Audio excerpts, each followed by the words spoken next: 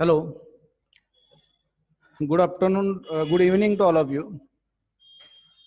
बघा, पाठीमागच्या चॅप्टरमध्ये आपण ज्यावेळी एखादा चार्ज पार्टिकल किंवा एखादा चार्ज हा मोशन मध्ये असेल तर त्यानं ज्या काय प्रॉपर्टीज दाखवलेल्या आहेत त्या प्रॉपर्टीजचा स्टडी करणारं फिजिक्स म्हणजेच इलेक्ट्रोडायनॅमिक्स, त्यातला एक चॅप्टर बघितला आपण, करंट इलेक्ट्रिसिटी नावाचा हा चॅप्टर बघितला आपण.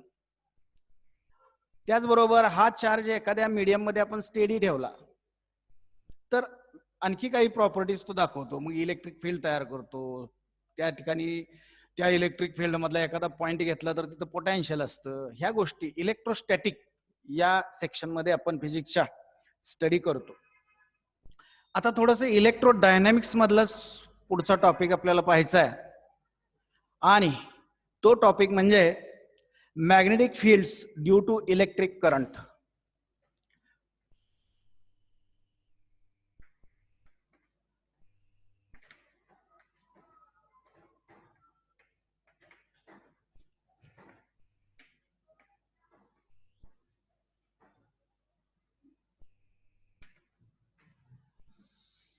Magnetic fields due to electric current किंवा यालाच असेही म्हणतात magnetic effect of electric current असंही म्हणतात.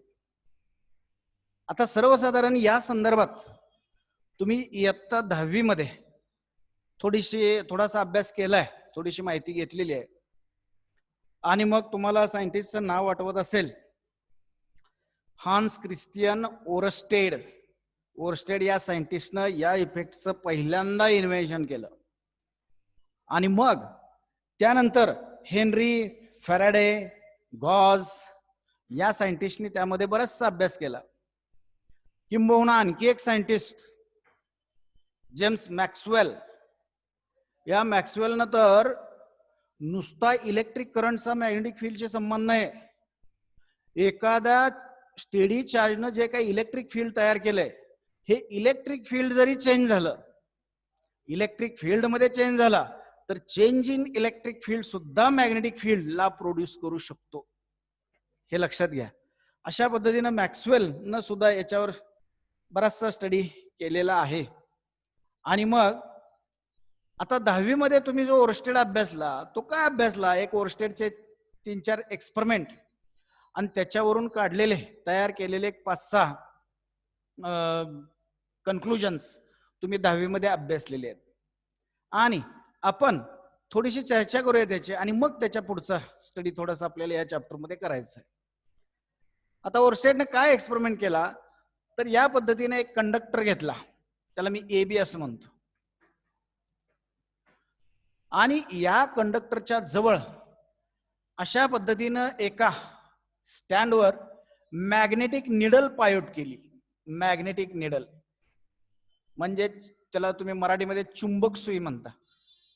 अशी एखादी मॅग्नेटिक निडल पायोट केली आणि मग त्याचा हा ऍक्सिस समजूया आपण, मॅग्नेटिक ऍक्सिस. त्या मॅग्नेटिक निडल म्हणजेच अगदी लाईट वेट मॅग्नेट म्हणा, की ज्याचा N पोल इकडे आहे आणि S पोल इकडे असं समजूया, किंवा इकडे N पोल आहे इकडे S पोल असं समजूया. आणि मग तो नॉर्थ साऊथ, अशी नॉर्थ साऊथ नसते कागदावर नॉर्थ वर असतो, खाली साऊथ असते, पण नॉर्थ साऊथ स्टेडी आहे असं समजूया. आता या कंडक्टर मधून एखादा बॅटरी सोर्स जोडून जर आपण या कंडक्टर मधून इलेक्ट्रिक करंट पास केला, समजा I एवढा electric current A to B जाईल अशा पद्धतीनं जर पास केला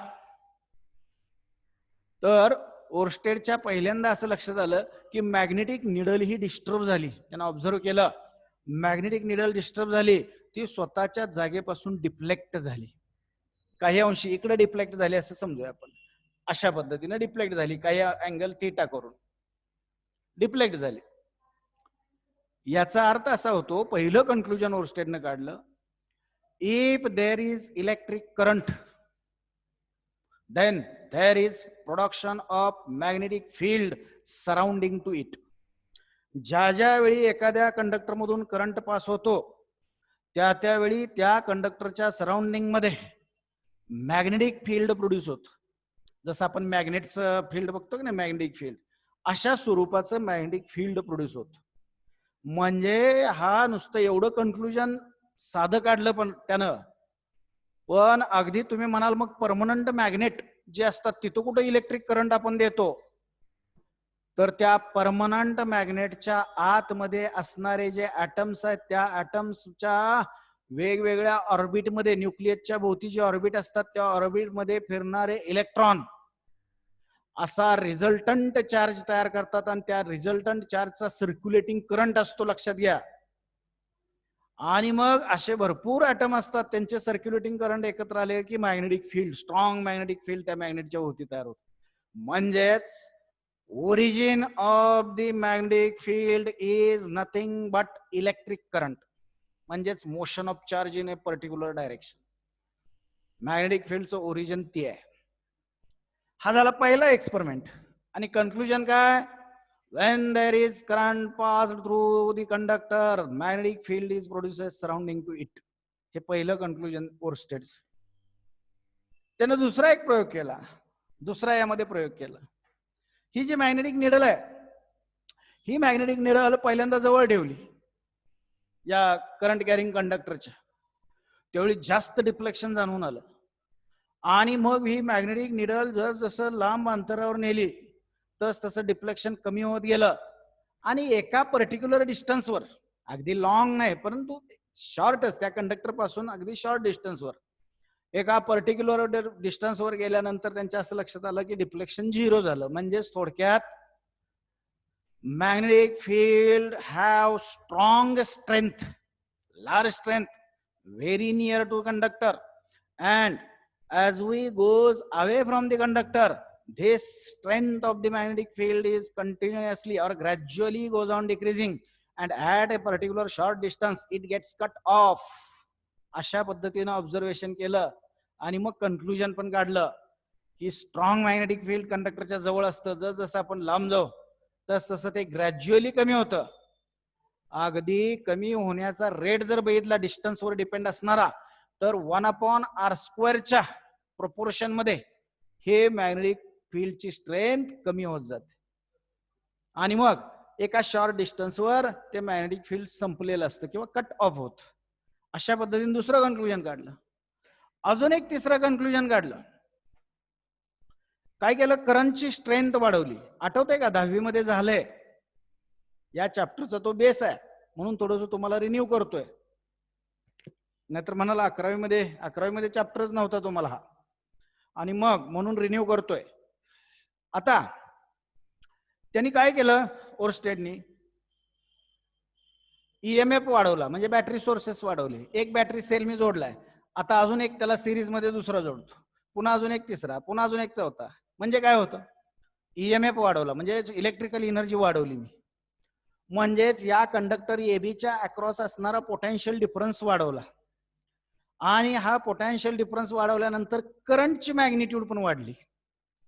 मग सुरुवातीला एक बॅटरी असेल तर कमी करंट, 2 बॅटरी लावल्या अजून करंट, 3 बॅटरीज लावल्या अजून करंट. अशा पद्धतीनं potential difference is directly proportional to current. मग पीडी वाढवला आणि मग करंट वाढला, आणि मग निडलची पोझिशन मात्र फिक्स ठेवली. एक त्या करंट कॅरिंग कंडक्टर पासून एक पर्टिक्युलर डिस्टन्सवर फिक्स ठेवली निडल. आणि मग जसं करंट वाढत जाईल तसं डिफ्लेक्शनचा अँगल वाढतोय, डिफ्लेक्टिंग अँगल वाढतोय निडलचा, असं लक्षात आलं. म्हणजेच एका पर्टिक्युलर कॉन्स्टंट डिस्टन्सवर असणाऱ्या मॅग्नेटिक फील्डची स्ट्रेंथ ही त्या कंडक्टर मधून जाणाऱ्या करंटच्या मॅग्निट्यूडवर डिपेंड आहे, हे लक्षात घ्या. आणि मग जेवढा करंट जास्त तेवढी मॅग्नेटिक फील्डची स्ट्रेंथ जास्त. हे एक कन्क्लुजन काढलं त्यानं तिसरा एक्सपेरिमेंट करून. अजून एक चौथा एक्सपेरिमेंट केला ओरस्टेडनं. काय केलं? आता करंट कॉन्स्टंट ठेवला, पोझिशन कॉन्स्टंट ठेवली निडलची एका पर्टिक्युलर डिस्टन्सवर त्या कंडक्टर पासून, आणि पहिल्यांदा करंट ए टू बी जाईल अशा पद्धतीने व्यवस्था केली, म्हणजे बॅटरी सोर्स जोडला. त्यावेळी डिफ्लेक्ट, ही निडल डिफ्लेक्ट या बाजूला झाली, या बाजूला डिफ्लेक्शन मिळालं. आता त्यांनी काय केलं? बॅटरी सोर्सची डायरेक्शन बदलली, इकडे निगेटिव्ह इकडे पॉझिटिव्ह, पॉझिटिव्ह निगेटिव्ह, डायरेक्शन बदलली सोर्स. त्याबरोबर करंटची डायरेक्शन पण बदलली. करंट नेहमी बॅटरीचा कसा असतो, पॉझिटिव्ह टू निगेटिव्ह. अशा पद्धतीनं या एबी मधून जाणाऱ्या करंटची डायरेक्शन बदलली. आणि मग त्यांच्या असं लक्षात आलं की मगाशी जेवढा डिफ्लेक्शन झालं होतं तेवढंच झालं डिफ्लेक्शन, पण ते डिफ्लेक्शन या बाजूला न होता या बाजूला झालं, या बाजूला डिफ्लेक्शन झालं, थिटा एवढंच, पण विरुद्ध बाजूला डिफ्लेक्शन झालं. मगाशी ही निडल अशी डिफ्लेक्ट झाली, आता ही निडल अशी डिफ्लेक्ट झाली. अशा पद्धतीनं त्यांच्या लक्षात आलं. काय ऑब्झर्वेशन केलं की निडलचे डिफ्लेक्शन हे विरुद्ध बाजूला झालं. मग त्याच्यावरून कन्क्लुजन त्यांनी काढलं की जे काय मॅग्नेटिक फील्ड त्या करंट कॅरिंग कंडक्टरच्या भोवती तयार होते ती वेक्टर क्वांटिटी आहे. Strength of the magnetic field is nothing but the vector quantity and its direction is depends upon the direction of the current passing through the conductor. Magnetic फील्डची direction करंटच्या डायरेक्शनवर depend असतो. ह्याचा अर्थ असा नव्हे बरं का, करंटची डायरेक्शन म्हणतोय, याचा अर्थ असा नव्हे की करंट ही वेक्टर क्वांटिटी आहे. नाही, करंट ही वेक्टर क्वांटिटी नाही. करंट कॅरिंग इलेमेंट किंवा करंट कॅरिंग कंडक्टर ही वेक्टर क्वांटिटी, हे लक्षात घ्या. आणि मग करंट स्केलर क्वांटिटी आहे, पण करंट इकडे जातोय का इकडे जातोय, ए टू बी का बी टू ए, याच्यावर त्या मॅग्नेटिक फील्डची डायरेक्शन सुद्धा डिपेंड आहे. मॅग्नेटिक फील्ड ही डायरेक्शनल क्वांटिटी आहे, म्हणजेच वेक्टर क्वांटिटी. हे चौथं कन्क्लुजन काढलं. अजून एक पाचवा एक्सपेरिमेंट केला आणि त्याच्यावरून 2 रिझल्ट काढले. काय केलं त्यांनी, एक कार्डबोर्ड शीट घेतली. आठवत असेल डायग्राम बघा 10वी मध्ये झालेला. कार्डबोर्ड शीट घेतली, नॉर्वे पेपर आपला जरा जाड असतो बघा, तो हॉरिझॉन्टल प्लेन मध्ये धरला आणि त्या पेपरच्या सेंटर मधून बरोबर एक करंट कॅरिंग कंडक्टर पास केला, ए बी. हा ए पॉइंट, हा बी पॉइंट म्हणतो. आणि मग याच्यातून जाणारा करंट ए टू बी, इकडे बॅटरी जोडलेली आहे बरं का, मी आता यात दाखवत नाही. आणि मग current A to B pass झाला. आता काय करायचं, या नॉर्वे पेपरवर आयर्न फिलिंग्स म्हणजेच लोखंडाचा चुरा थोडासा घ्यायचा आणि तो या ठिकाणी जर टाकला तुम्ही या कंडक्टरच्या भोवती त्या नॉर्वे पेपरवर, तर तुमच्या असं लक्षात येतं, म्हणजेच ओरस्टेडच्या असं लक्षात आलं की त्या सर्व आयर्न फिलिंग्सनी स्वतःला काही सर्कल्स मध्ये अलाइन केलं. आणि ह्या हे सगळे सर्कल्स कोसेंट्रिक आहेत. कसे आहेत, कोसेंट्रिक म्हणजे एकच सेंटर असणार. आणि त्या सगळ्यांचा सेंटर जो एकच आहे, तो सेंटर बरोबर या कंडक्टरला जिथून आपण पास केलंय त्याला ओ पॉइंट म्हणतो. त्या ओ पॉइंट वरच सगळ्यांचे सेंटर आहेत. म्हणजे अशा पद्धतीनं कोसेंट्रिक सर्कलच्या स्वरूपात या आयर्न फिलिंगनी एकमेकाला काय केलं, अलाइन केलं, स्वतःला अलाइन केलं. या सर्कलच्या अलॉंगच ते दिसायला लागले. म्हणजे इथं एक 2 कन्क्लुजन लक्षात येत आहेत. एक यातलं 5व्या एक्सपेरिमेंट मधलं पहिलं conclusion, the magnetic field surrounding to current carrying conductor consist circular magnetic lines of force. circular magnetic lines of force. lines of force म्हणजे काय, त्या लाईनच्या अलॉंगच त्या आयर्न फिलिंग्स वर मॅग्नेटिक फोर्स ऍक्ट झाला, म्हणून त्याला म्हणायचं लाईन ऑफ फोर्स. आणि मग अशा लाईन्स ऑफ फोर्स, अनेक lines of force originate the circular magnetic lines of force which are concentric and their center lies on the center of the current carrying conductor. Current carrying कंडक्टरच्या सेंटरला बरोबर त्या सर्कलचं centre originate आहे. अजून एक conclusion काढलं बघा. अजून एक कन्क्लुजन काय काढलं, तर समजा तो कंडक्टर म्हणजेच त्या सर्कलचा सेंटर आणि त्याच प्लेन मधला दुसरा एखादा पॉइंट, समजा हा घेतला, अशा पद्धतीनं पी पॉइंट घेतला आणि मग मी जर एखादी लाईन ओपी काढली किंवा सेगमेंट ओपी काढला तर हे सगळे सर्कल्स त्या सेगमेंटला नॉर्मल असतात. लक्षात घ्या, ह्या सगळ्या lines of force, circular lines of force, they are normal to the line joining the point centre of this conductor and any point in its plane. त्या प्लेन मध्ये बरं का, नाही तिरकं वगैरे असं घ्यायचं नाही, त्या प्लेन मध्येच असणारा पॉइंट पाहिजे. त्या सगळ्यांना ह्या लाईन्स परपेंडिक्युलर आहेत. आणि मग काही सायंटिस्टनी त्याची डायरेक्शन पण काढली. ती डायरेक्शन दाखवण्यासाठी एक रूल तयार केला, त्याला राईट हँड रूल म्हणतात किंवा राईट हँड स्क्रू रूल म्हणतात. आता स्क्रू म्हणा, राईट हँडेड स्क्रू आणि लेफ्ट हँडेड स्क्रू असे दोन स्क्रू असतात. लक्षात घ्या, तो स्क्रू काढताना आपण स्क्रू ड्रायव्हरनं असा उलटा फिरवतो. असा समजा एखाद्या ह्याच्यात बसवलेला असेल, काढताना उलटा फिरवतो असं, मग त्या स्क्रूची रोटेशनल डायरेक्शन. आणि त्याचबरोबर बसवताना असा फिरवतो आपण, असा फिरवतो. पण काय गरज नाही, आपण राईट हँडनं तेच दाखवू शकतो आपल्या राईट हँडनं. मग काय आहे बघा, राईट हँडनं ही डायरेक्शन ठरवायची आहे मॅग्नेटिक फील्डची. म्हणजेच या लाईन्स ऑफ फोर्स कुठल्या डायरेक्शन, सर्कल तर आहेत मान्य आहे, पण कुठल्या डायरेक्शन मध्ये, कारण मॅग्नेटिक फील्ड ही डायरेक्शनल क्वांटिटी आहे. ते कन्क्लुजन आणखी एक या 5व्या एक्सपेरिमेंट मध्ये त्यांनी काढलं. कुठलं बघा, according to right hand rule, if we grab or caught a current carrying conductor in our right hand with stretched thumb is in the direction of current. बघा, असा एखादा करंट कॅरिंग कंडक्टर वरच्या दिशेने करंट जातोय, हा grab करायचा आपण हातात, म्हणजे पकडायचा आहे, कॉट करायचा आहे हातामध्ये. तो करताना थंब मात्र स्ट्रेच करायचा उजव्यातच, विथ स्ट्रेचिंग थंब. आणि तो थंब करंटच्या डायरेक्शन मध्ये ठेवायचा आणि हा ग्रॅब करायचा.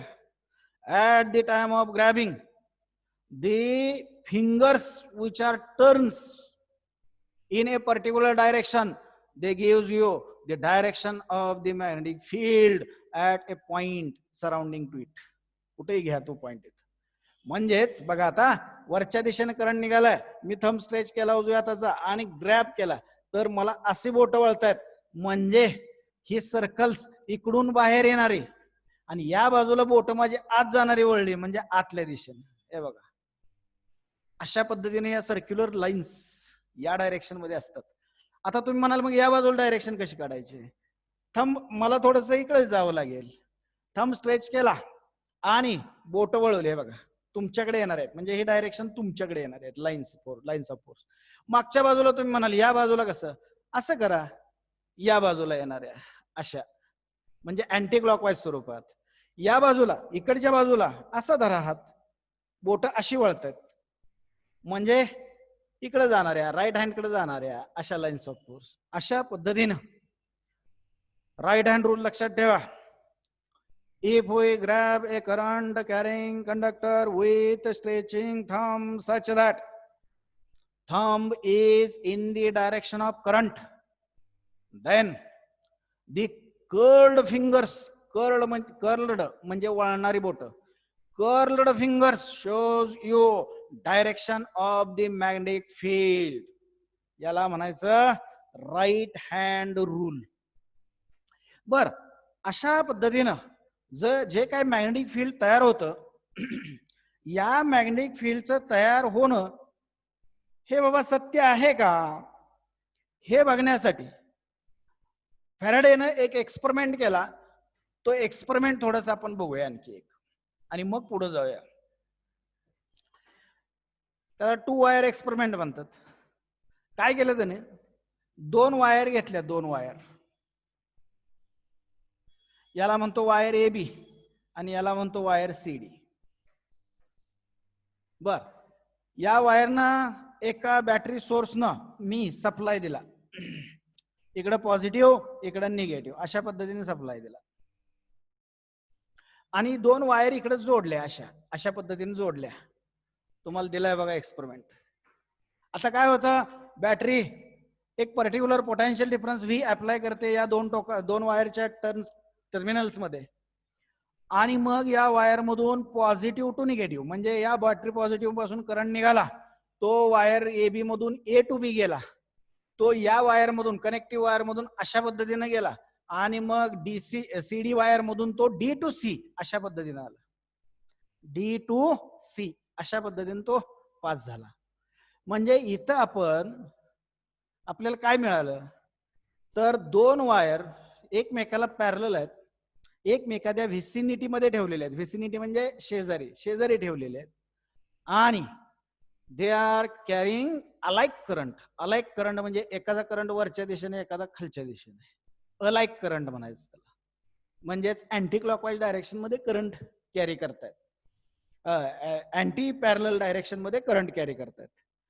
अशा पद्धतीनं दोन वायर बघितल्या आणि करंट कॅरी केला रे केला की तुमच्या असं लक्षात येईल की या वायर एकमेकापासून लांब अशा स्वरूपात डिस्प्लेस होतात. हे बघा, अशा डिस्प्लेस झाल्या, ही ओरिजिनल पोझिशन आता त्या डिस्प्लेस होतात, करंट कॅरी होतोय यांच्यातून, ह्या डिस्प्लेस होतात. याचा अर्थ या दोन वायरनी एकमेकाला लांब ढकललं, एकमेकावर रिपेलिंग स्वरूपाचा फोर्स ऍक्ट केला. आता तो फोर्स कसा ऍक्ट झाला, कुठल्या वायरचा कोणावर कसा ऍक्ट झाला, यासाठी आपण पहिल्यांदा ह्याचं मॅग्नेटिक फील्ड याच्यावर आणि ह्याचं मॅग्नेटिक फील्ड याच्यावर कुठल्या डायरेक्शन मध्ये ऍक्ट होतं हे अगोदर ठरवूया, राईट हँड रूल. बघा, मग हा करंट कॅरिंग कंडक्टर आहे ए बी, त्या करंट कॅरिंग कंडक्टरच्या करंटच्या डायरेक्शन मध्ये मी उजव्या हाताचा थंब धरला आणि ती वायर पलीकडे आहे म्हणून या बाजूला मी जर बोट फिरवली तर लक्षात येतं की ह्याचं मॅग्नेटिक फील्ड या कंडक्टरवर इथं दाखवतो मी आतल्या दिशेने, आतल्या दिशेने किती, B1 एवढा आहे, हे कंडक्टर 1 म्हणतो आणि याला कंडक्टर 2 म्हणतो, B1 एवढा आहे. बघा, आतल्या डायरेक्शन मध्ये आहे. ह्यातला करंट स्वतःचा या डायरेक्शन मध्ये आहे, त्याला I2 म्हणतो, ह्यातला करंट. बर, ह्यातला करंट हा I1 आहे, ह्यातला I2 म्हणतो. बघा, आता आपण वापरायचा फ्लेमिंगचा राईट हँड रूल, फ्लेमिंग नावाच्या सायंटिस्टनं दिलेला राईट हँड रूल. बघा, या राईट हँड रूल नुसार, तो मगाचा नव्हे, आता फ्लेमिंगचा. हे बघा, मगाचा राईट हँड रूल वेगळा, फ्लेमिंगचा राईट हँड रूल वेगळा, आणि फ्लेमिंगचा लेफ्ट हँड रूल एक आहे, तो पण पुढे वापरायचा आहे बरं का आपल्याला. लेफ्ट हँड रूल सुद्धा वापरायचा आहे. जसा राईट हँड रूल फ्लेमिंगचा तसा फ्लेमिंगचाच लेफ्ट हँड रूल आहे. तर आता राईट हँड वापरतोय, मग काय करायचं बघा, हा रूल वापरताना ह्याच्यावर फोर्स कुठल्या डायरेक्शन मध्ये ऍक्ट होतोय हे आपल्याला पाहायचं आहे, बरोबर. मग त्यासाठी फ्लेमिंगचा right hand rule, stretch middle finger, forefinger and thumb of the right hand such that they are mutually perpendicular to each other. बघा, हे बोट म्हणजे मधलं बोट मिडल फिंगर, फोर फिंगर तर्जनी म्हणतो त्याला आपण, आणि थंब अंगठा, हे तिघ म्युच्युअली परपेंडिक्युलर, म्हणजे कुणाला एकाला धरला तर तो राहिलेल्या दोघाला परपेंडिक्युलर. हे काय, राहिलेले दोघं, कुणाला ह्याला धरला तर ह्याला आणि ह्याला तो परपेंडिक्युलर आहे. अशा पद्धतीने त्याला म्हणायचं म्युच्युअल परपेंडिक्युलर. काय म्हणायचं त्याला, म्युच्युअली परपेंडिक्युलर. आणि मग अशा पद्धतीनं मी म्युच्युअली परपेंडिक्युलर स्वरूपात माझ्या राईट हँडच्या फोर फिंगर, मिडल फिंगर आणि थंब हे धरले.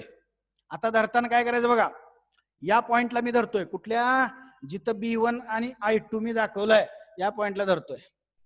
मग काय करायचं, धरताना कसा धरायचा बघा, middle finger must be in the direction of current, करंटच्या डायरेक्शन मध्ये मिडल फिंगर पाहिजे, हे लक्षात घ्या. आणि मग middle finger is in the direction of current, म्हणजेच खालच्या दिशेने. हे बघा, I2 खालच्या दिशेने आहे, मग खालच्या दिशेने मी ही फिंगर पाहिजे, मला मधली फिंगर खालच्या दिशेने पाहिजे, धरली. त्याच वेळी four finger must be in the direction of magnetic field, four finger must be in the direction of magnetic field. बघा, मिडल फिंगर, फोर फिंगर, आणि मग अशा वेळी नाही, लेफ्ट हँड रूल वापरायचं. थांबा, left hand rule, four finger, middle finger is in the direction of current,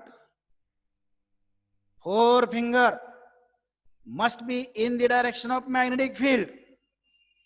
in the direction of magnetic field, मागच्या दिशेनं, आतल्या दिशेनं. त्यावेळी थंब बघा कुठं आहे, thumb is in this direction, म्हणजेच या पहिल्या करंट कॅरिंग कंडक्टर मुळे जे काय मॅग्नेटिक फील्ड B1 एवढं तयार झालं या कंडक्टर जवळ, त्याच्यामुळं तयार होणारा जो मॅग्नेटिक फोर्स आहे त्याला मी F2 म्हणतो. तो फोर्स या कंडक्टरवर ह्या दिशेने ऍक्ट होणार आहे बघा, आणि म्हणून हा कंडक्टर एवढा लांब गेला. आता इकडे या बाजूला, इथंच पॉइंट घेतो, इथंच पॉइंट घेतोय बघा. आता ह्यातला करंट I1 आहे या डायरेक्शन मध्ये, हाच करंट मी इथं दाखवतो, I1 या डायरेक्शन मध्ये.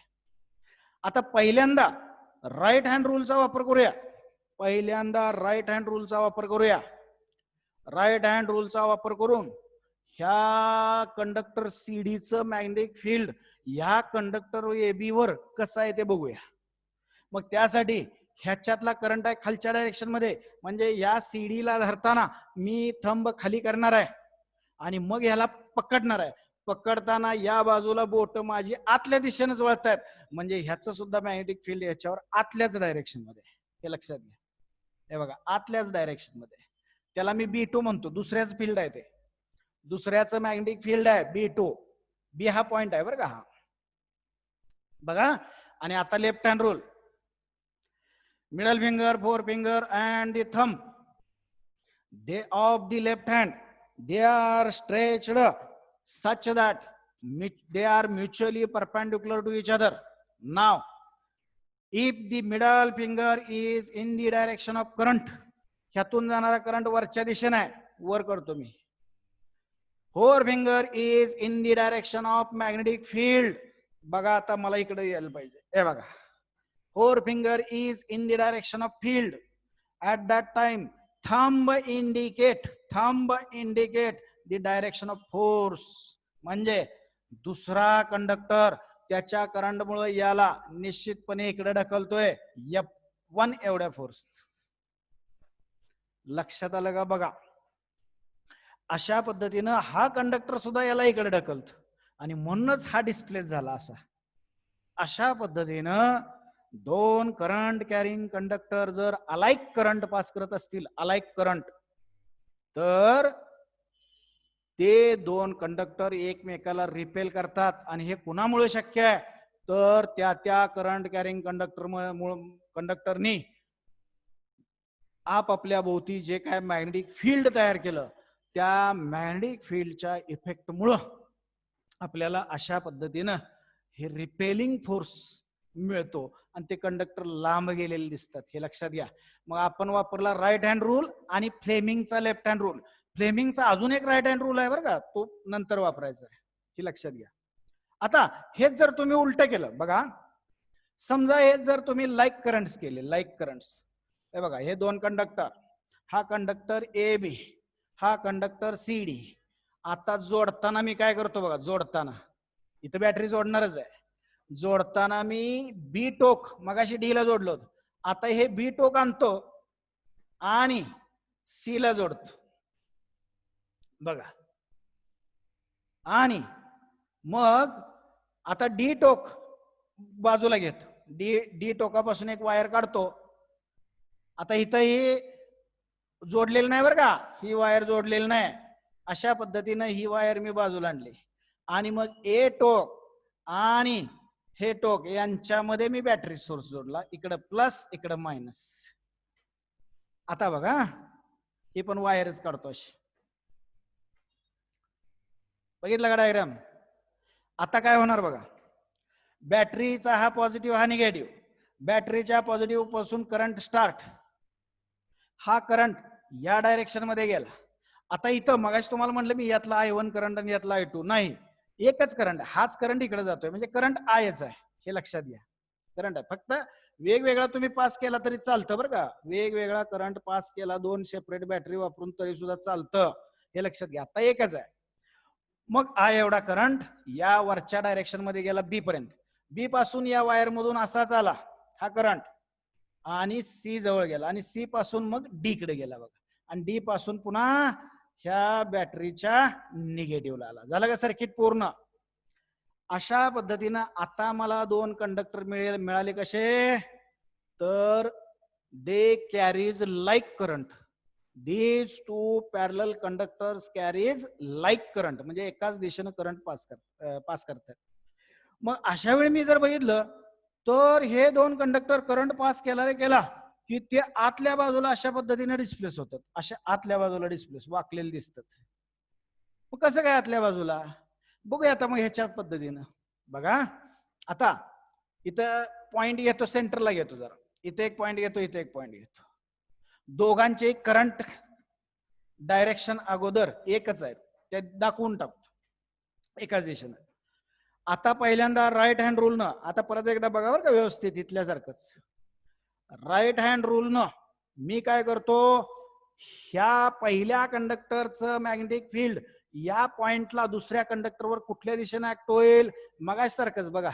त्यासाठी मी पहिला कंडक्टर ग्रॅब करणार आहे, थंब स्ट्रेच करून करंटच्या दिशेनं. त्यावेळी ग्रॅबिंगला माझी बोट अशी वळतायत इकडं, म्हणजे इथं मॅग्नेटिक फील्ड पहिल्याच जे काय ते आतल्या डायरेक्शन मध्ये आहे बघा, त्याला B1 म्हणतो. पहिल्याच आहे म्हणून B1 रे. बाकी मॅग्नेट्यूड एक असेल वगैरे, लेंथ वगैरे एक असेल तर कंडक्टरची तर एकच असतं, पण म्हणताना B1 म्हणतोय पहिल्याच आहे म्हणून. बघा आता दुसऱ्याचं मॅग्नेटिक फील्ड ह्याच्यावर कसं ऍक्ट होतोय बघूया. त्यासाठी परत एकदा दुसरा कंडक्टर ग्रॅब करतो, करंट कॅरिंग कंडक्टर. त्याच्यातला पण करंट वरच्याच दिशेने आहे, मग थंब मी वरच्या दिशेने येतो. आता इकडच्या बाजूला माझी बोट कशी वळतायत बघा, बाहेर येणारी, तुमच्याकडे येणारी, म्हणजे प्लेन ऑफ पेपरच्या वर येणारी, म्हणजेच या ब्लॅकबोर्डच्या वर येणारी. अशा पद्धतीनं मॅग्नेटिक फील्ड, याचं मॅग्नेटिक फील्ड बाहेरच्या दिशेने आहे, तुमच्या दिशेने आहे. लक्षात घ्या, B2 म्हणतो मी, दुसऱ्याचा आहे म्हणून B2 म्हणतो. लक्षात. मॅग्नेटिक फील्ड उजव्या हाताने ठरवली. आता फोर्स ठरवण्यासाठी लेफ्ट हँड रूल. मग दुसऱ्यावरचा फोर्स कुठल्या डायरेक्शन मध्ये आहे बघूया. मिडल फिंगर त्याच्यातल्या करंटच्या दिशेनं वर, फोर फिंगर मॅग्नेटिक फील्डच्या दिशेनं आतल्या दिशेनं. बघा B1 आतल्या डायरेक्शन मध्ये आहे. मला जरा असं उभं राहिलं पाहिजे. बघा थंब कुठं आला, थंब म्हणजे ह्याचा फोर्स याच्यावर कुठल्या दिशेनं आहे तर आतल्या दिशेने आहे बघा. याला F1 म्हणतो, F2 म्हणतो. दुसऱ्या कंडक्टरवर पहिल्यामुळे असणारा फोर्स आतल्या दिशेनं, आणि म्हणून हा कंडक्टर आत ओढला जातो, असं आतल्या बाजूला ओढला जातो. आता इकडे बघा, ह्याच्यावर फोर्स कुठल्या डायरेक्शन मध्ये आहे. परत एकदा फ्लेमिंगचा लेफ्ट हँड रूल. करंटच्या डायरेक्शन मध्ये मिडल फिंगर वरच्या दिशेनं, फोर फिंगर करंट मॅग्नेटिक फील्डच्या दिशेनं, म्हणजे तुमच्याकडे मॅग्नेटिक फील्ड आहे, तिरकं काढलंय मी पण तुमच्या दिशेनं आहे, म्हणजे असं.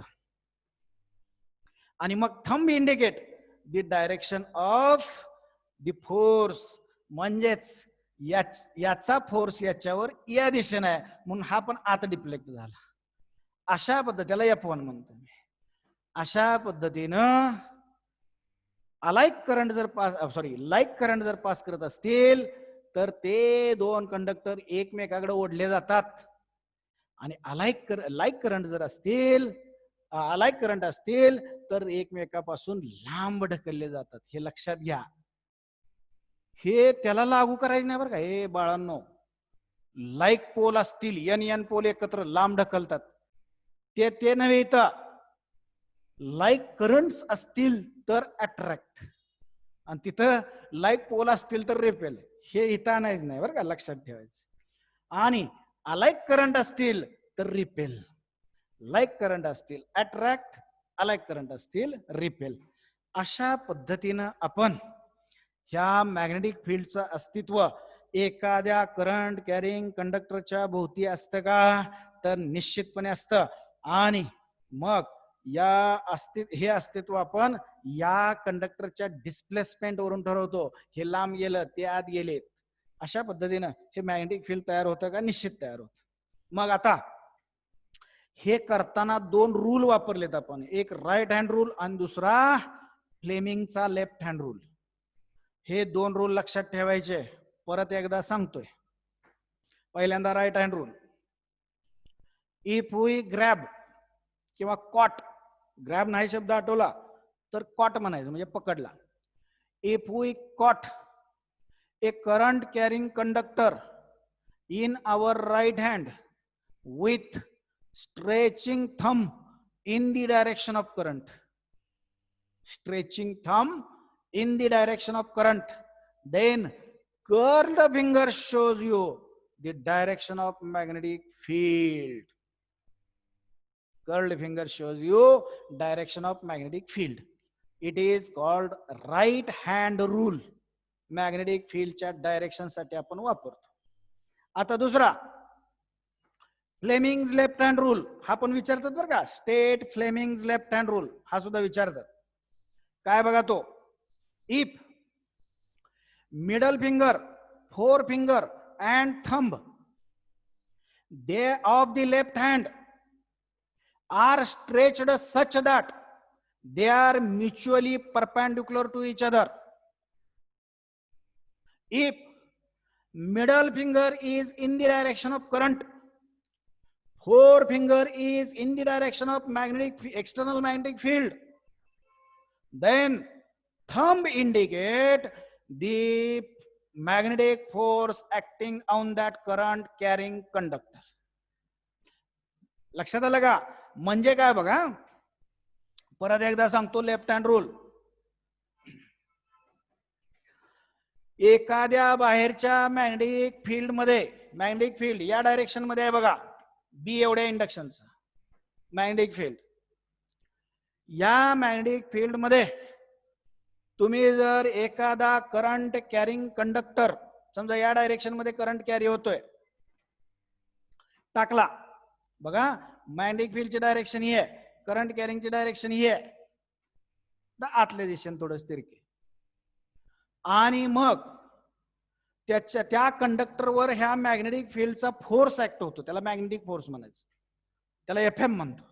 हा मॅग्नेटिक फोर्स हा कुठल्या डायरेक्शन मध्ये ऍक्ट होतो हे सांगण्यासाठी लेफ्ट हँड रूल वापरतो. मग काय आहे लेफ्ट हँड रूल बघा.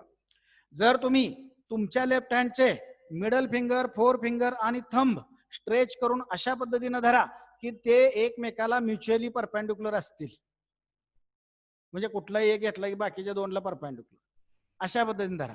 आता यातला मिडल फिंगर जर तुम्ही करंटच्या डायरेक्शन मध्ये धरला, फोर फिंगर जर करंटच्या डायरेक्शन मध्ये आतल्या दिशेने, बरं का, थोडस आतल्या दिशेने धरतोय. फोर फिंगर जर तुम्ही मॅग्नेटिक फील्डच्या दिशेने धरला, तर जो काय थंब तुम्हाला दाखवतोय, थंबची डायरेक्शन बघा खाली आहे, मिडल फिंगर आतल्या दिशेने आहेत, फोर फिंगर या दिशेने आहे, थंब या डायरेक्शन मध्ये. तर या कंडक्टरवर खालच्या दिशेनं फोर्स ऍक्ट होतो. लक्षात घ्या, हा मॅग्नेटिक फोर्स खालच्या दिशेने ऍक्ट होतो. अशा पद्धतीनं या तिघांच्या मध्ये रिलेशन असतं, हे लक्षात घ्या. तिथे एक डायग्राम तुम्हाला दाखवला व पुस्तकामध्ये 10.3 हा डायग्राम. त्या डायग्राम मध्ये हा करंट, हे मॅग्नेटिक फील्ड एक्सटर्नल आणि त्याचबरोबर फोर्स, या तिघांच्या मध्ये असणारं रिलेशन दाखवते. आता हाच करंट जर तुमच्या दिशेने असेल, यातला करंट तुमच्या डायरेक्शन मध्ये, तर फोर फिंगर मॅग्नेटिक फील्डच्या दिशेने गेली, हा मिडल फिंगर आला तुमच्या डायरेक्शन मध्ये, फोर्स आता फोर्स खालच्या डायरेक्शन मध्ये नाही, या कंडक्टरवरचा वरच्या डायरेक्शन मध्ये, हा FM वरच्या डायरेक्शन मध्ये ऍक्ट होतो, त्या कंडक्टरला वर उचलतो. आणि मग समजा ते जादूगार करतात बघा, एखादी स्टिक अशा हवेत ठेवतात, हवेत, त्यातून करंट पास केलेला असतो, त्याच्यावरचा फोर्स वरच्या दिशेने ऍक्ट होतो. तो फोर्स एवढा पाहिजे की या काठीचं मास जर M असेल, तर त्याच्यावर खालच्या डायरेक्शन मध्ये ग्रॅव्हिटेशनल फोर्स आहे mg एवढा, FG हा ग्रॅव्हिटेशनल फोर्स आहे mg एवढा. तेवढाच मॅग्नेटिक फोर्स जर वरच्या डायरेक्शन मध्ये आला तर ही स्टिक स्थिर राहणार आहे बघा. अशा पद्धतीनं हा मॅग्नेटिक फील्ड, त्याचबरोबर current carrying conductor, external magnetic field, आणि तो जर करंट कॅरिंग कंडक्टर जर आपण फ्रीली सस्पेंड केला त्या एक्सटर्नल मॅग्नेटिक फील्ड मध्ये, तर त्याच्यावर मॅग्नेटिक फोर्स ऍक्ट होतो, हे लक्षात घ्या. आता मुळात आपल्याला पहिल्या आर्टिकलला जायचं आहे. तुमच्या पहिलं आर्टिकल या चॅप्टर मधलं मॅग्नेटिक फोर्स. मगापासून म्हणतोय मी मॅग्नेटिक फोर्स. काय मॅग्नेटिक फोर्स बघा, आणि किती असतो मॅग्नेटिक फोर्स.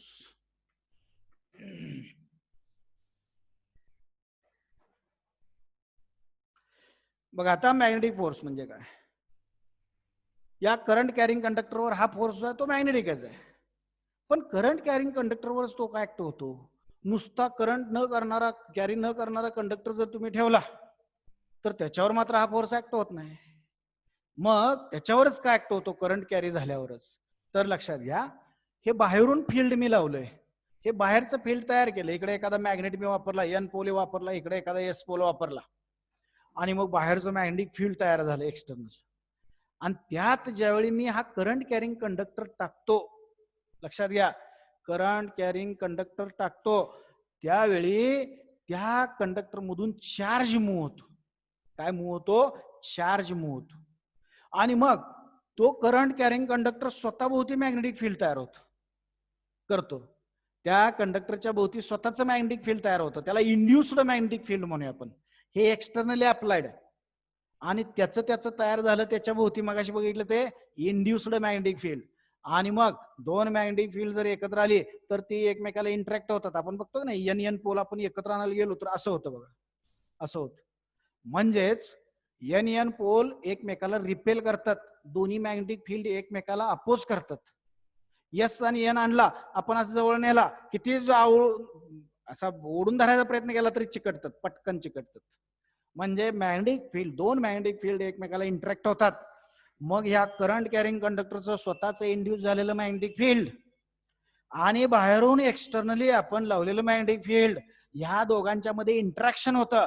आणि या इंटरॅक्शन मध्ये तो फोर्स म्हणजे ते बाहेरचं मॅग्नेटिक फील्ड या मॅग्नेटिक फील्डला अशा पद्धतीनं बाजूला ढकलण्याचा प्रयत्न करतो, आणि म्हणजेच त्या कंडक्टरवर मॅग्नेटिक फोर्स ऍक्ट होतो. हे लक्षात घ्या. आता हेच रिलेशन आपल्याला चार्जच्या स्वरूपात बघायचं आणि मॅग्नेटिक फोर्स किती ऍक्ट होतो हे बघायचं. हेच बरं का, हेच फक्त चार्जच्या स्वरूपात.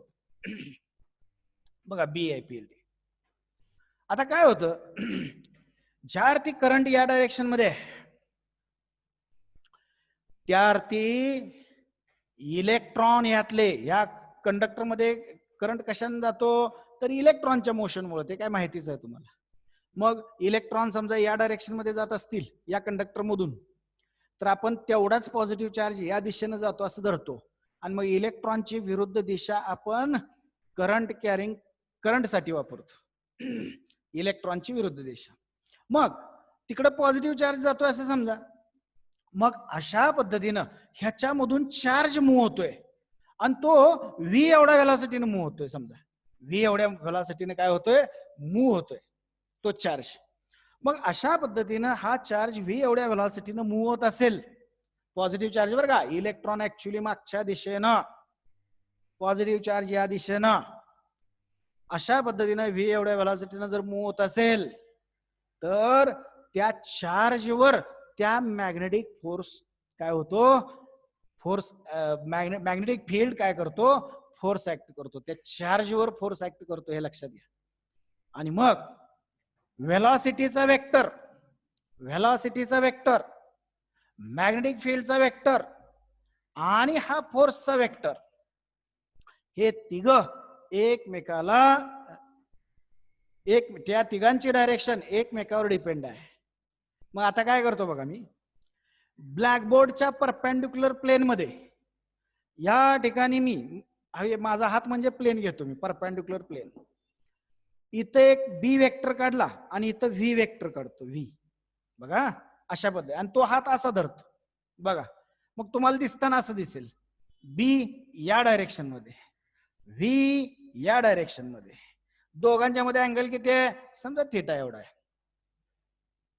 आता व्ही क्रॉस बी जर तुम्ही केला तर व्ही क्रॉस बी अशा पद्धतीने तुम्ही जर घेतला तर ह्याची डायरेक्शन कुठे येईल बघा, व्ही क्रॉस बी म्हणजे उजवा हात ह्याच्या कॉमन पॉइंटला धरायचा आणि व्ही पासून बोट वळवायची बी पर्यंत, व्ही पासून बी पर्यंत थंब वर जातो.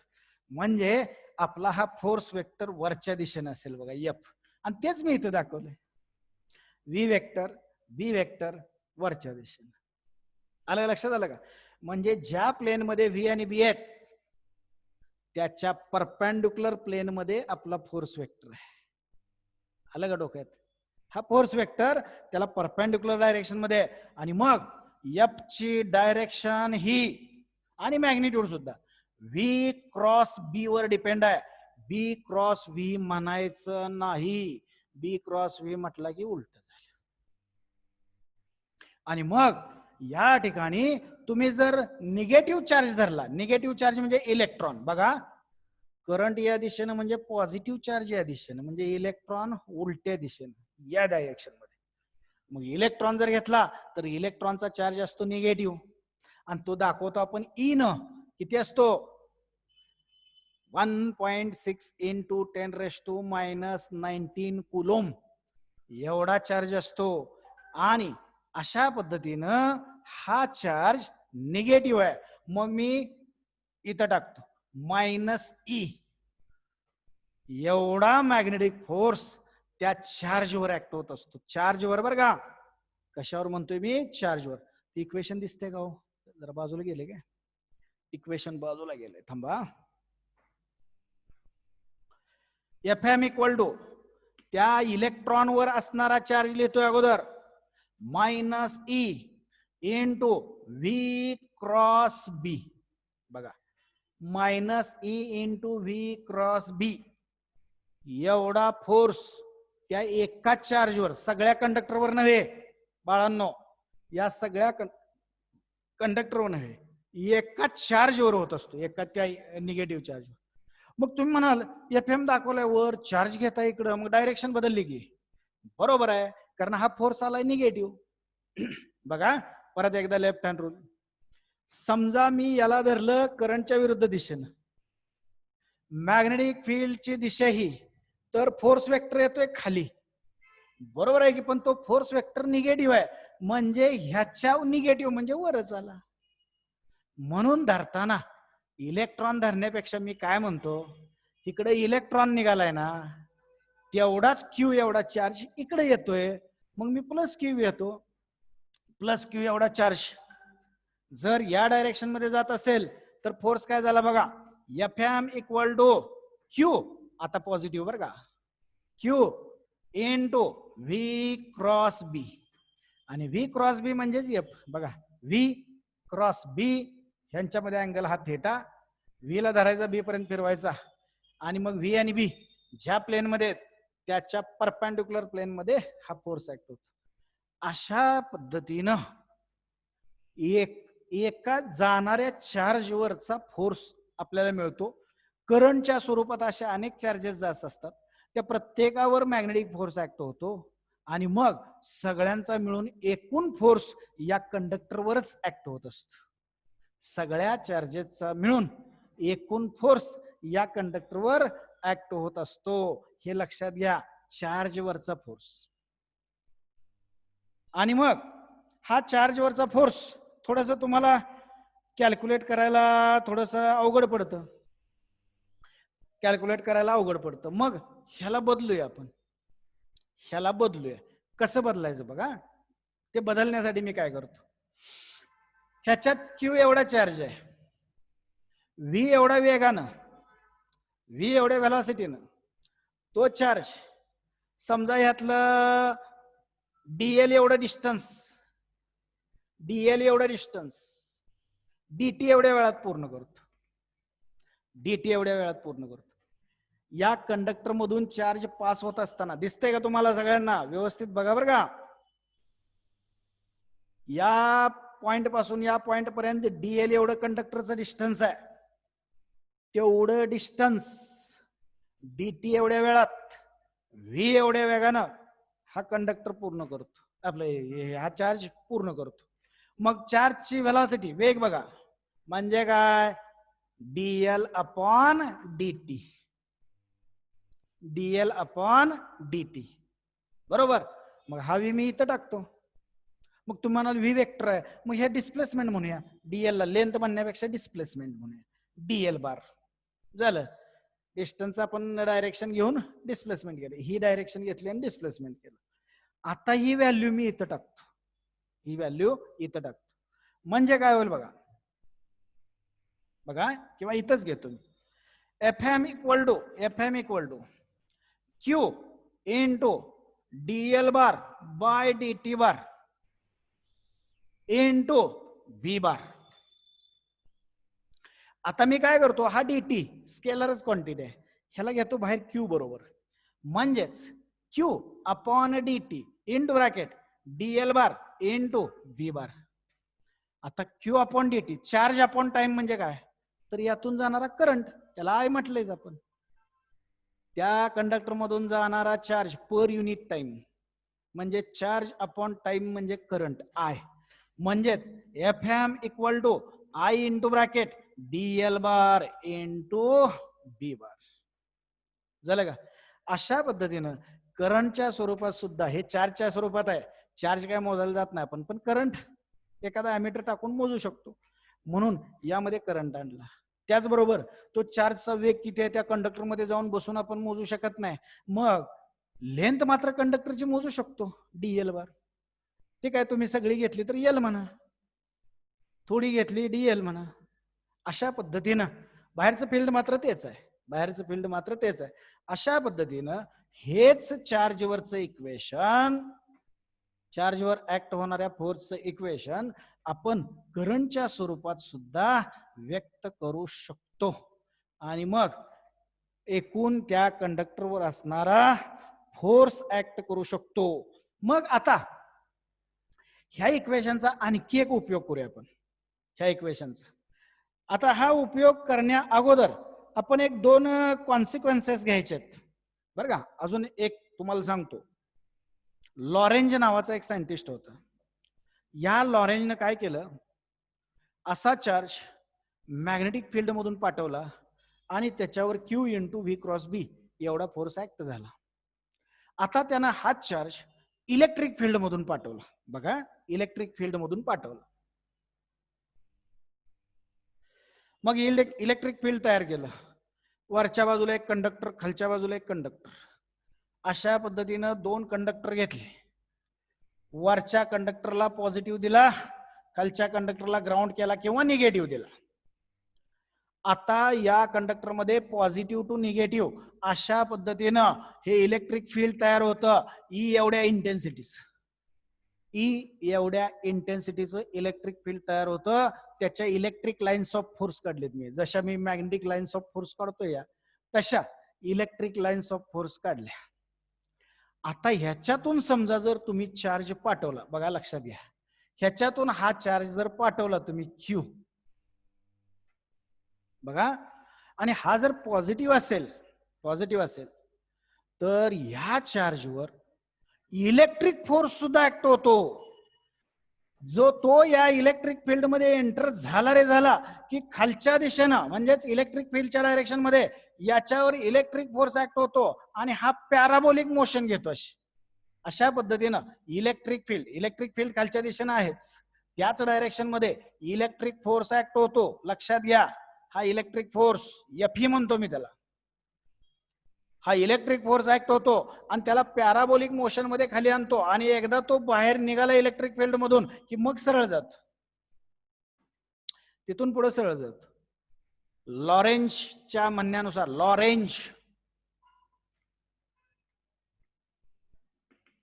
लॉरेंज टीचा उच्चार करायचा नाही बरं का, लॉरेंटस झेड असं म्हणायचं नाही, लॉरेंज म्हणायचं. या लॉरेंजच्या म्हणण्याप्रमाणे असा एखादा चार्ज मॅग्नेटिक फील्ड मधून गेला तर त्याच्यावर मॅग्नेटिक फोर्स ऍक्ट होतोय, मान्य. पण असा एखादा चार्ज इलेक्ट्रिक फील्ड मधून जरी पाठवला तरी आपल्याला त्याच्यावर इलेक्ट्रिक फोर्स सुद्धा ऍक्ट होतो. फक्त फरक एवढा लक्षात ठेवायचा, इलेक्ट्रिक फोर्स मधून जाताना तो पॅराबोलिक मोशन मधून जातो आणि मॅग्नेटिक फील्ड मधून जाताना सर्क्युलर मोशन मधून जातो. एवढे एक लक्षात ठेवा. आता ते पुन्हा सांगणारच आहे, नंतर येणारच आहे. आता मग दोन्ही फील्ड मधून पाठवला अकॉर्डिंग टू लॉरेंज. जर आपण हा चार्ज दोन्ही फील्ड मधून पाठवला, बघा, दोन्ही फील्ड मधून जर पाठवला तर दोन्ही फोर्सेस ऍक्ट होतात. म्हणजे एकूण ऍक्ट होणारा फोर्स हा Fe म्हणजे electric force plus magnetic force, असे दोन्ही फोर्सेस ऍक्ट होतात. आणि मग एकूण फोर्स किती ऍक्ट होतो बघा, Fe म्हणजे Fe माहित आहे तुम्हाला, 11वी झालंय. चार्ज Q आणि इलेक्ट्रिक फील्डची इंटेन्सिटी ए असेल तर त्या कंडक्टर त्या चार्जवर QE एवढा फोर्स ऍक्ट होतो, electric force Q into E बार प्लस मॅग्नेटिक फोर्स काढलाय आपण काय, Q into V bar cross B बार एवढा फोर्स. याला लॉरेंज फोर्स म्हणायचं. कसला फोर्स म्हणायचं याला, लॉरेंज फोर्स. आता या लॉरेंज फोर्सचे दोन कॉन्सिक्वेन्सेस बघा. जर तुम्ही हा चार्ज पार्टिकल म्हणा किंवा चार्ज म्हणा मॅग्नेटिक फील्डला पॅरलल पाठवला, मॅग्नेटिक फील्डला पॅरलल, मग मॅग्नेटिक फील्डला पॅरलल म्हणजे मॅग्नेटिक फील्ड आणि त्याची व्हेलॉसिटी या दोघांच्या मध्ये अँगल झाला 0. अँगल 0 म्हणजे क्रॉस प्रोडक्ट किती बघा, cross product V bar cross B बार म्हणजे VB sine theta into direction साठी युनिट वेक्टर. ते काय वेक्टर कन्सेप्ट मध्ये आपण बघितलंय. मग साइन थिटा, आता थिटा 0, V आणि B या दोघांच्या मध्ये अँगल 0 आहे, मग साइन 0 0 म्हणजे V cross B 0, V cross B 0 म्हणजे मॅग्नेटिक फोर्स 0, म्हणजे फक्त इलेक्ट्रिक फोर्सच राहत. लक्षात घ्या. म्हणजे हा चार्ज मॅग्नेटिक फील्डच्या दिशेने जात असेल तर त्याच्यावर मॅग्नेटिक फोर्स ऍक्ट होत नाही, फक्त इलेक्ट्रिक लावलेलं असेल तर तेवढाच ऍक्ट होतो. दुसरा एक कॉन्सिक्वेन्स, समजा हा चार्ज स्टेडी असेल, स्थिर असेल. आता स्थिर चार्ज असेल तर V इक्वल टू काय, 0. V इक्वल टू 0, व्हेलॉसिटीच नाही. V इक्वल टू 0 आणि V 0 म्हणजे सगळंच 0. अशा वेळी सुद्धा मॅग्नेटिक फोर्स ऍक्ट होत नाही, फक्त इलेक्ट्रिक फोर्सच ऍक्ट होतो. आणि मग इथं आणखी एक गोष्ट लक्षात येते, इलेक्ट्रिक फील्ड मध्ये एखादा चार्ज स्टेडी ठेवला तरी त्याच्यावर इलेक्ट्रिक फोर्स ऍक्ट होतो, पण मॅग्नेटिक फील्ड मध्ये एखादा चार्ज जर स्टेडी ठेवला त्याच्यावर कुठल्याही प्रकारे मॅग्नेटिक फोर्स ऍक्ट होत नाही, हे लक्षात घ्या. आणि आता शेवटी आपल्याला मॅग्नेटिक फील्डचं युनिट बघायचं, युनिट ऑफ मॅग्नेटिक फील्ड. त्यासाठी मी हे मॅग्नेटिक फोर्सचं इक्वेशन घेतो, झालं 5 मिनिटं. आता मॅग्नेटिक फोर्सचं इक्वेशन घेतोय, Fm equal to Q into V bar cross B बार.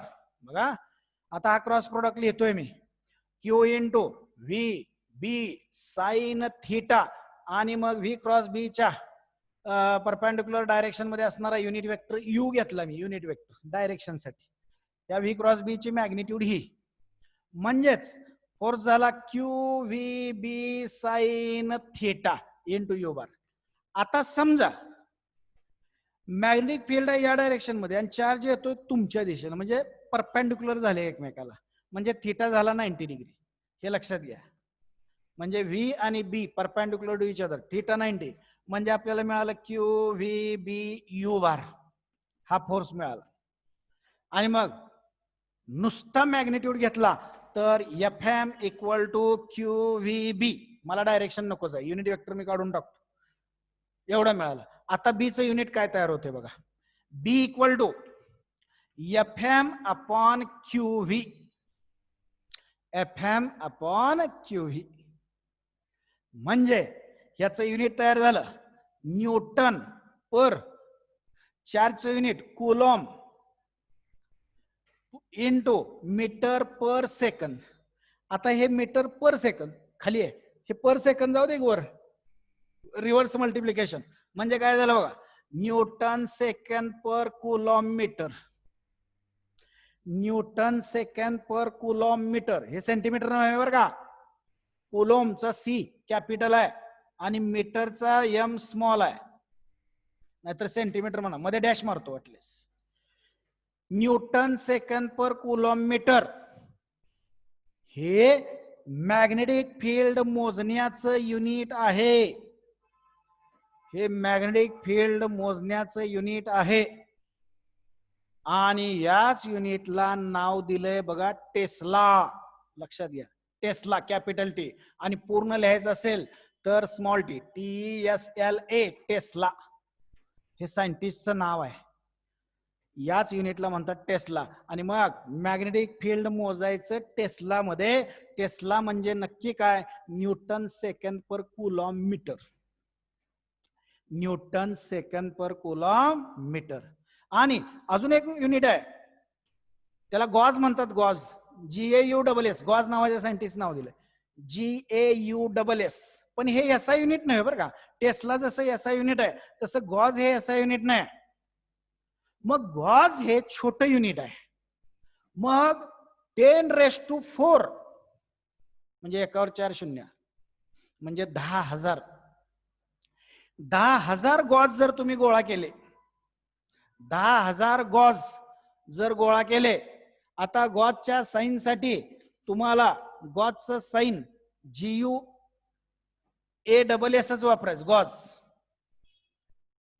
10,000 गॉजचा एक टेस्ला होत. एक टेस्ला, हे एक लक्षात ठेवा. त्या निमित्तानं लक्षात आलं का मॅग्नेटिक फील्डचं युनिट? काय काय चर्चा केली बघा. पहिल्यांदा ओरस्टेडचं वर्क, त्यानंतर फॅरेडे नावाच्या सायंटिस्टने दिलेलं 2 वायरचा एक experiment, like current alike current, magnetic फील्डचं अस्तित्व दाखवण्यासाठी. त्यानंतर मॅग्नेटिक फील्ड आणि करंट कॅरिंग कंडक्टर यांच्यामध्ये असणारा रिलेशन, त्यासाठी आपण 2 रूल वापरले, एक राईट हँड रूल आणि एक left hand rule. Fleming's left hand rule. Fleming म्हणायचं, फ्लेमिंग्ज लेफ्ट हँड रूल. हे 2 रूल वापरले. त्याच्यावरून फोर्सची डायरेक्शन, मॅग्नेटिक फोर्स किती पडतो तो फोर्स काढला. त्या फोर्स वरून आपण थोडीशी लॉरेंज फोर्स बघितला. Lorentz force, electric plus magnetic.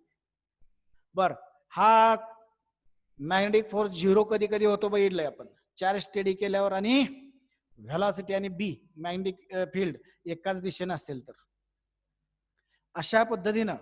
आणि आणखी एक गोष्ट लक्षात येते, जर व्हेलॉसिटी आणि बी जर 90 डिग्री असतील एकमेकाला तर मॅक्झिमम फोर्स ऍक्ट होतो. मॅक्झिमम, कारण sin 91 म्हणजे QVB एवढा मॅक्झिमम फोर्स ऍक्ट होतो त्याच्यावर. आणि त्यानंतर आपण आणखी एक बघितलं, मॅग्नेटिक इंडक्शन. मॅग्नेटिक फील्डची स्ट्रेंथ कशात मोजायची? मॅग्नेटिक इंडक्शन मध्ये. मॅग्नेटिक इंडक्शन म्हणजे काय? तर force per unit charge when it is moving normally in magnetic field, normally to magnetic field with unit velocity. बघा मी डेफिनेशन सांगतोय, टेस्लाची डेफिनेशन. टेस्लाची डेफिनेशन बघा. Q = 1, V = 1, θ = 90. असं जर असेल तर त्यावेळेचा जो फोर्स ऍक्ट होतो बघा, QV sin θ. sin 90 म्हणजे 1, V1, Q1. त्यावेळेचा फोर्स म्हणजेच मॅग्नेटिक फील्डची स्ट्रेंथ, म्हणजे मॅग्नेटिक इंडक्शन म्हणतात त्याला. मॅग्नेटिक इंडक्शन असं म्हणतात त्याला, मॅग्नेटिक इंडक्शन. मग डेफिनेशन काय केली बघा. If a unit charge moving normally to magnetic field, with unit speed किंवा unit velocity, at that time whatever may be magnetic force acting on the charge is called magnetic induction. किंवा strength of magnetic field. He definition. हे बघा, हेच सांगतोय मी, हेच शब्दात सांगितलं रे. अशा पद्धतीनं आपण त्या मॅग्नेटिक इंडक्शनची डेफिनेशन केली आणि त्याच्या युनिटची डेफिनेशन करूया आता. 1 टेस्ला म्हणजे काय बघा. If unit charge is normally moves through the magnetic field normally with unit velocity, at that time if unit force is acts on it, then strength of the magnetic field is of 1 Tesla. एखाद्या magnetic field मधून त्याला perpendicular अशा स्वरूपात unit charge unit व्हेलॉसिटीनं जात असेल, त्यावेळी त्या चार्जवर जर 1 न्यूटन एवढा फोर्स ऍक्ट झाला तर त्या मॅग्नेटिक फील्डचं इंडक्शन म्हणजेच मॅग्नेटिक फील्डची स्ट्रेंथ किती असते तर 1 टेस्ला असते. हे एक लक्षात ठेवा. मला आता उद्या आल्या आल्या डेफिनेशन तुम्ही सांगायचे आहेत. एक right hand rule, left hand rule आणि 1 टेस्ला, अशा 3 डेफिनेशन लगेच लिहून काढायचे. ठीक आहे, बाकीचं आता उद्या बघू. बाय.